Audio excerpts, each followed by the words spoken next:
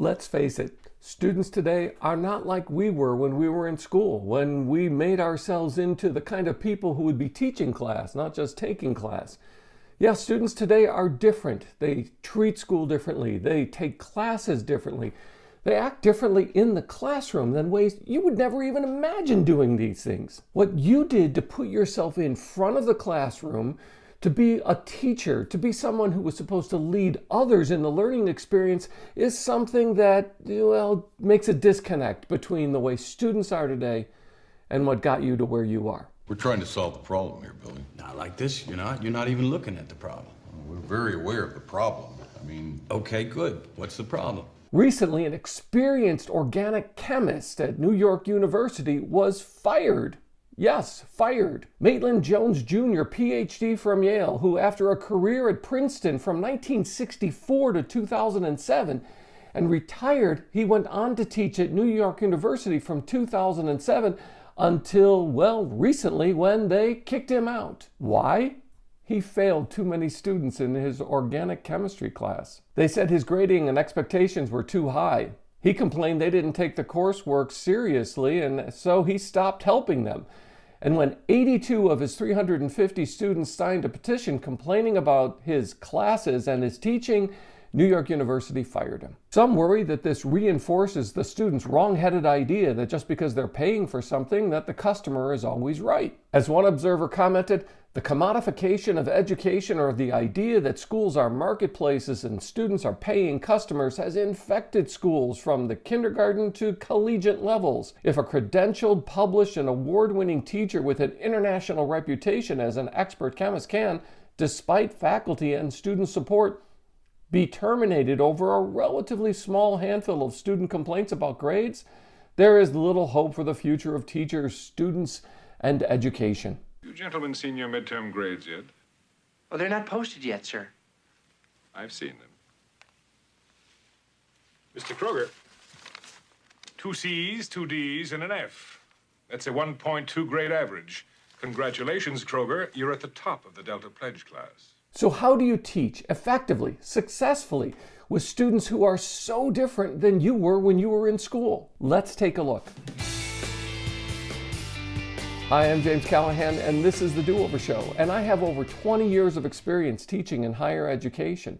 I have a PhD, public and private university experience, small and large classroom settings, required and specialized courses for majors, and I've taught in 5 different disciplines over that time. And teaching today's students is difficult because, well, most of us on this side of the desk actually treated our education like a job, like our life, and we didn't think of it as a means to anything other than always being part of higher education. But students don't seem to be engaged in the same way, don't treat it in the same way we did, especially teachers did when they were students. I know there are some of you who still have notebooks and your textbooks from the classes that you took in grad school, and some of you have them alphabetized and color organized on your shelf from your undergrad classes. You know who you are. So let's start with the biggest mistake we use in trying to solve the problem of the difference between us and students today, and that is the syllabus. Today's syllabus has become a technical document, 10 or 20 pages long, including everything from a course description, textbooks, class schedule, assignments, tests, COVID policies, academic integrity statements, class and net etiquette rules, and technology guides like no smartphones during class time. But no matter how thorough we are in covering the contents of a syllabus, students will still look at us in all sincerity and say, "When is that assignment due?" You say, "It's right there on page 18 of the syllabus, and we talked about it 3 times in class." And they'll still look at you and say, "I didn't catch that. When is it due again?" We've put everything there, along with the style, the citation format, the font, the margin, the rubric notes. We've included all over the syllabus, but they'll still ask us, "When's it due?" Assume nothing. Repeat deadlines, and reinforce several times over the things that are required, the due date, what's required to successfully submit something, the format you wanted submitted, all the details that are required for student success to get credit for that assignment. Make sure that you repeat it often, and even send them an email a week before. Do it the week before especially, because that's when most students start doing the work for a paper that's due. And as you do that, send an email. It's easy. Copy and paste, BCC them, and send them a note saying, remember, this is due. Here's the section from the syllabus. It's copy and paste for us. And they'll get it and they'll see it for probably the first time and say, oh crap, that assignment's due next week. When I've recommended this to my colleagues and others who are wondering how they can get their students to be more engaged and get assignments turned in on time, they complain. Then they say, doesn't this reinforce student laziness? Doesn't this reinforce their lack of engagement with and responsibility for the syllabus and what's required there? Yes, absolutely it reinforces it, but it's already a battle that's lost. Why fight City Hall? At this point, their success also becomes your success, because if more of them fail, that's going to be trouble for you. If more of them succeed, that's going to help you. Look at it from your own selfish point of view. Helping them succeed helps you succeed. And I'll do what I need to do to get them to help them to succeed, period. Now, here's a scary story I'll share with you. I have a friend who was taking a STEM class in college, and in the syllabus it said there's a required textbook and there were assigned readings from the textbook assigned to each class. But as they went along, this student noticed that not once did the professor actually refer to the textbook in class presentations or discussions. Not once. And as they were walking just before the midterm, as they were walking to class, the professor was walking, and so he struck up a conversation, asked some questions, took advantage of the opportunity of walking to class with the prof, and then just dropped this curious little question to him and said, you know, we have a required textbook and I've been doing the assigned readings, but we never talk about it in class. The professor stopped and looked at him and said, it's a good thing too, because the midterm and the final are exclusively from the required reading in the textbook. Who knew this? As far as I know, only my friend, who did really well in the class. Everybody else, though, was under the impression, well, if they didn't talk about it, it must not be required.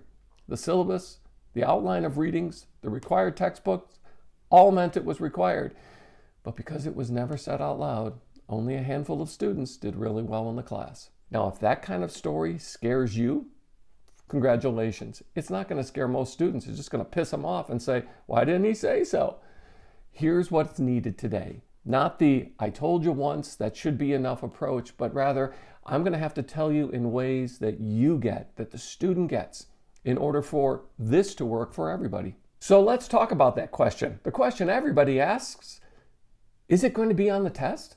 Now, there are some of us who think that everything we say is of equal importance, but we fail to understand the logic of that, and that is that if everything is important, then nothing is really important.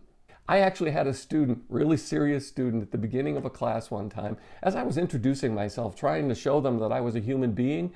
I had children. I even recited my children's names. A student stopped me and said, excuse me, Dr. Callahan, can you please repeat your children's names? Why would I need to repeat my children's names? They said they took a class last semester with somebody else, and this professor included their children's names as an extra credit question on the final exam, just to see if they were listening, paying attention. Oh my gosh. So what do we do when someone asks the obvious question, will this be on the test? Well, instead of being insulted, instead of ignoring it, I use it as a tool. And I say, well, let's figure out how would something about this, how would it be put as a question? How would it appear on an exam? What kind of things would you need to know to answer this kind of question? And we use it as an exercise in class as part of the teaching experience and the process of learning to say, okay, how am I going to be able to use this information? How will it appear on the test? How will it appear in my life? This gives students a glimpse into the process, not just of evaluating and of just the teacher-student experience, but of how they can learn to process knowledge, how they can hear something and immediately begin to think, okay, what could I be asked about this? And how can I show somebody that I've actually learned a new idea, a new concept, or a new set of ideas? How do I put them together? Now, I teach in the humanities or liberal arts fields, and that means I have more flexibility than the rote memorization courses where people have pop quizzes that look at you and say, what's this bone called? Now, I get to tell people that we're going to process information, and I usually use short essays or sometimes longer essays, but I avoid multiple guess, multiple choice, or 50-50 true and false questions, or spit up into the blank, fill in the blank things. You see, most of us approach testing in higher education as if it was eating disorder, where people binge the night before and they purge on the exam. They cram and they purge, like we're giving bulimia a good name in higher education. That's not the way people learn or process or retain information. It is the way rote memorization works. It's not the way life works, though. So if you say, hey, Callahan, you're getting off easily because STEM is where the money is, it's where everybody's going today, and you're just teaching all the, French basket weaving courses. Have you ever had to teach for the test, for example? Well, yeah, there is an occasion. I'll tell you a story about it. When I actually had to teach for an accreditation test, an external accreditation test.